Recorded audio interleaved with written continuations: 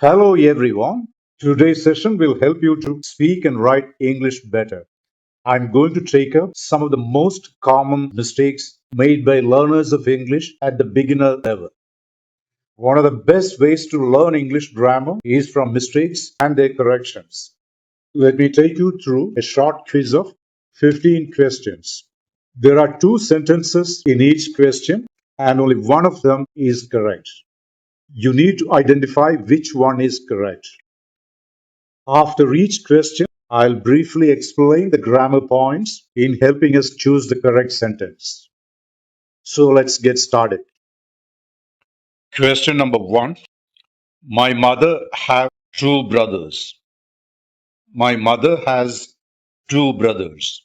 Which of these two is the correct one?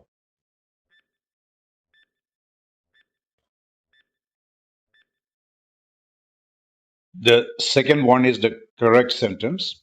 So what is the mistake in the first one?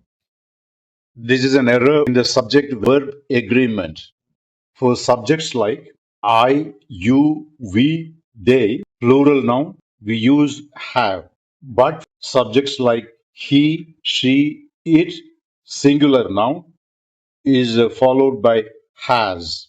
In the given sentence, my mother is the subject, which is in the singular form.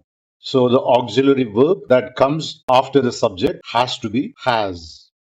Following these two rules I gave you, I should say, I have two sisters. She has three brothers, and so on. Question number two. My brother and his wife live in London. My brother and his wife lives in London.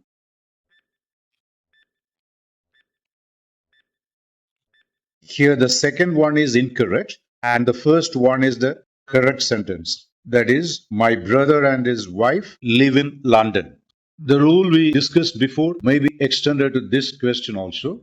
For subjects like I, you, we, they, plural noun, we use the verb without any changes. Whereas if the subject is he, she, or singular noun, we add s to the verb in the base form.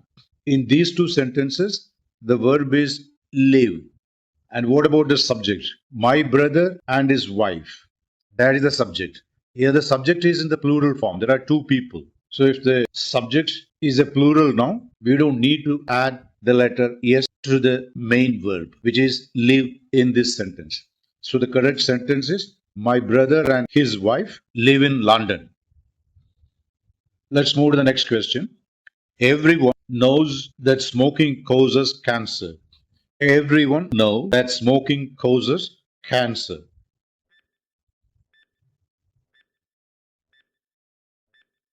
The correct sentence is everyone knows that smoking causes cancer.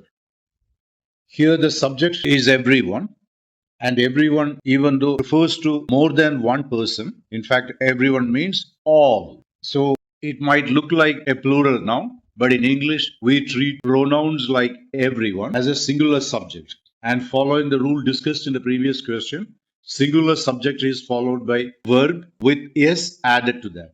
So the correct sentence is everyone knows that smoking causes cancer. The other pronouns of this kind are given here.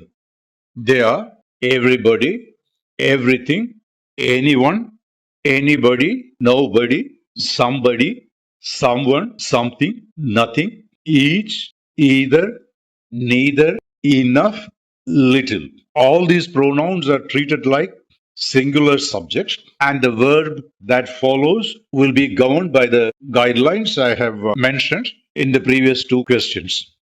Please do memorize these pronouns and use the correct form of the verb.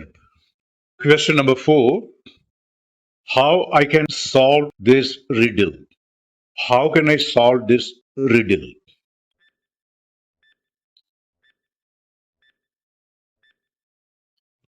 This is an error of question formation.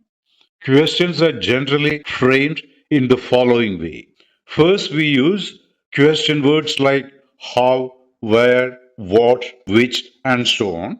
Then we use auxiliary verbs like can, is, will, should, and the like. After that comes the subject. Then we use the base form of the verb. Base form means the original form of a word. By the way, I forgot to tell you which one of them is the correct sentence. The second one is the correct sentence. How can I solve the riddle? Does it follow the pattern I gave you? Question, word, plus question word is how. Auxiliary verb is the one that comes next, which is can. Then comes the subject. In this case, I, and then the verb in the base form, which is solve. A few similar question formations are as follows. How do I get to the final answer? Where can I find a good service technician to fix my computer? How many different routes are there from Chennai to Bangalore? In all these questions, you can see the pattern I mentioned a little while ago being correctly followed. Question number 4. Do you know where the nearest hospital is? Do you know where is the nearest hospital?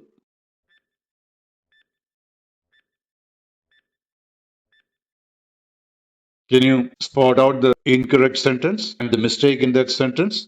Yeah, the second one is the wrong one. The correct sentence is, do you know where the nearest hospital is? This is an example of asking a question indirectly, which is considered more polite in English.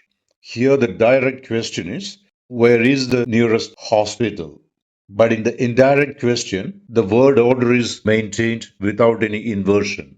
In questions of this kind, we begin a question with an interrogative clause like, may I know, may I ask, do you know, can you tell me, and so on. The other examples of this kind are, do you know when the new manager will join the office? May I know how many people have been invited to the party? Question number 6. A cow is having 4 legs. A cow has 4 legs.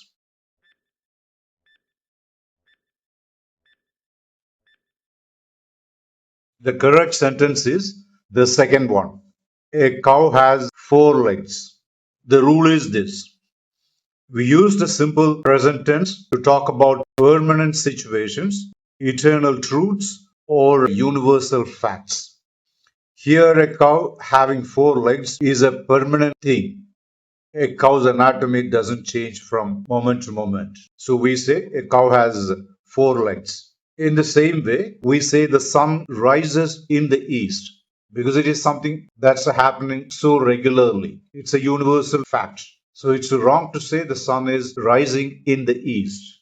We use the present continuous form or the ing form of a verb mainly for temporary actions that are happening now. For example, you can say the cow is eating grass, children are playing, he is having breakfast, and so on. Now let's move to the next question. Question number 7. He is married with a doctor. He is married to a doctor.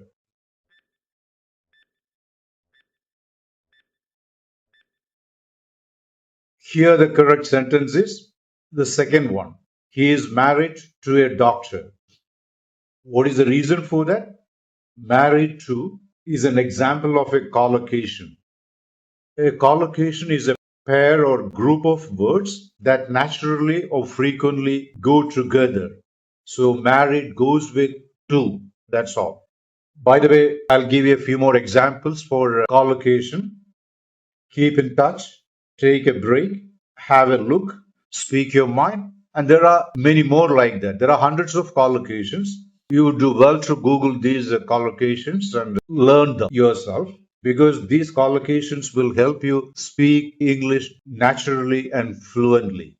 Now, question number 8. I have graduated from college in 2024. I graduated from college in 2024.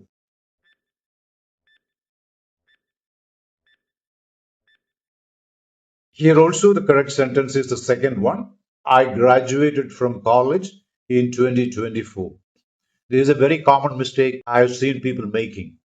See, the reason is this. If you specify the time when something happened, like in 2024 here, use the simple past tense, and the present perfect in that context is incorrect. See, first sentence is a sentence in present perfect, which is not used when the time is specified. And that is the reason why it is wrong, and the second sentence is correct.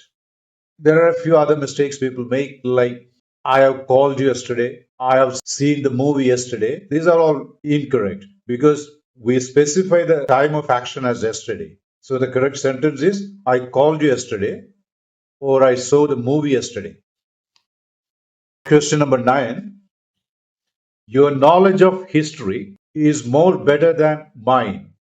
Your knowledge of history is better than mine.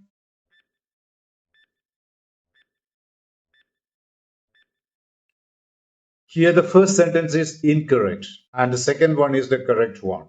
The reason is the word more is redundant. I mean, it's not needed because the word better is the comparative form of the word good. So, to bring out the meaning of being more good, it's enough to say better. So, the correct sentence is your knowledge of history is better than mine. There are a few adjectives like intelligent, beautiful, important, and so on, which do not have a comparative form. Generally, we form comparative forms of an adjective by adding er to the adjective. But in these cases, there is no word like intelligent or beautiful or something. There, what we do is to use the comparative form of these adjectives, we add more. For example, we can say, you are more intelligent than me. She is more beautiful than her sister. Generally, we form comparative forms of adjectives by using the letters er to the adjective. For example, strong, stronger, healthy, healthier, smart, smarter, and so on. So we can say those working out in the gym are generally stronger than others. City bred people are generally smarter than rural folks. Or to give you one more example, I can say people eating protein rich food are generally healthier than others. Now, the last question in the video. Lionel Messi is the best footballer that I have ever seen. Lionel Messi is best footballer that I have ever seen.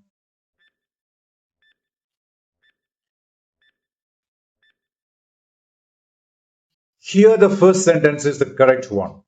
Lionel Messi is the best footballer that I have ever seen. The reason is this. With the superlative forms of an adjective, we always use the definite article the. Here, the word best is the superlative form of the word good. Good, better, best. That is the way it goes. The other examples of this kind are Burj Khalifa is the tallest building in the world. Tallest is the superlative form of tall. Similarly, Walmart is the largest company in the world by revenue. So we are done with the 10 questions in the quiz. I would like to know how you have done in the quiz. So please do let me know your score in the comments. If you feel you have benefited from this video, please like, share and subscribe to my channel. I'll be continuing with these common errors at the beginner level in my next video also. So to get notified of that video and the other videos of my channel, you please hit the bell icon to get notifications. Thanks for watching and see you in the next video.